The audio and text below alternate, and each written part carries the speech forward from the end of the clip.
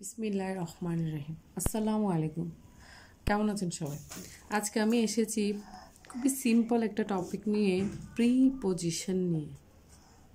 Preposition নিয়ে, হ্যাঁ। প্রিপোজিশনের দুইটা টপিক নিয়ে এসেছি জাস্ট টু, যেগুলো খুবই ইম্পর্ট্যান্ট জব এক্সামের জন্য। যেমন আমি এখানে একটা প্রিপোজিশন লিখেছি অন, একটা লিখেছি হচ্ছে ইন। অন কোথায় বসে? অন কোথায় কোথায় বসে? দিন, তারিখ, দিন ও তারিখ সমূহে কি বসে? অন বসে। অন বসে। আরেকটা লিখেছি ইন। ইন কোথায় বসে? বছর, মাস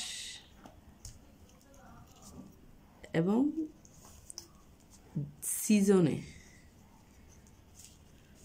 যে কোনো সিজনে অন বসে। হ্যাঁ, উপরে এগুলো তো আমরা এমনি জানি, এগুলো বলার কিছু। যেমন দিন ও তারিখকে কি বসে? সবসময় কি বসবে? অন বসবে। এটা একদম আমরা চোখ বন্ধ করে কি করতে পারবো? লিখে দিতে পারবো। যে কোনো দিনের আগে অন, তারিখের আগে অন। হ্যাঁ, যেমন মাই বার্থডে একটা কি দিন, স্পেশাল ডে বলে যাকে আর কি। হ্যাঁ, তারপর দ্য ফার্স্ট ডে, যে কোনো, যেমন স্কুল ফার্স্ট ডে বা কোনো একটা স্পেশাল ডের ফার্স্ট ডেকে আমরা কি করি? অনেকটা স্পেশাল করে নিই। তারপর এ ওয়ার্ম ডে, এই দিন, মানে এগুলোর সবসময় কি বসবে? অন বসবে। On my birthday, on the first day, on a warm day. তারপর hot day, on a hot day. Sunny day, on a sunny day, যে কোনো দিন।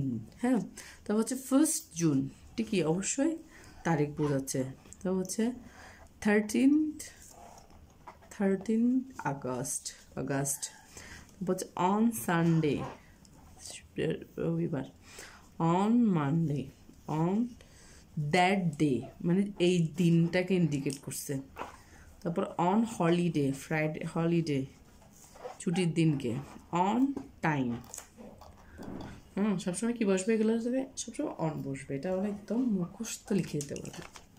তারপর হচ্ছে বছর, মাস এবং যে কোনো সিজন।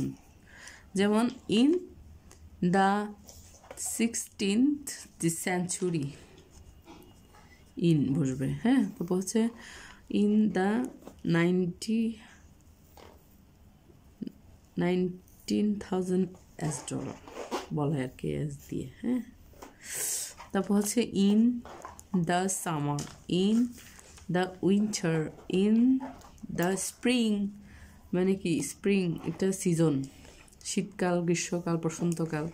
তারপর হচ্ছে in the afternoon, in the morning, in the evening,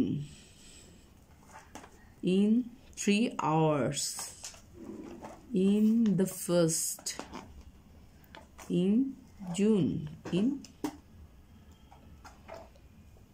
August।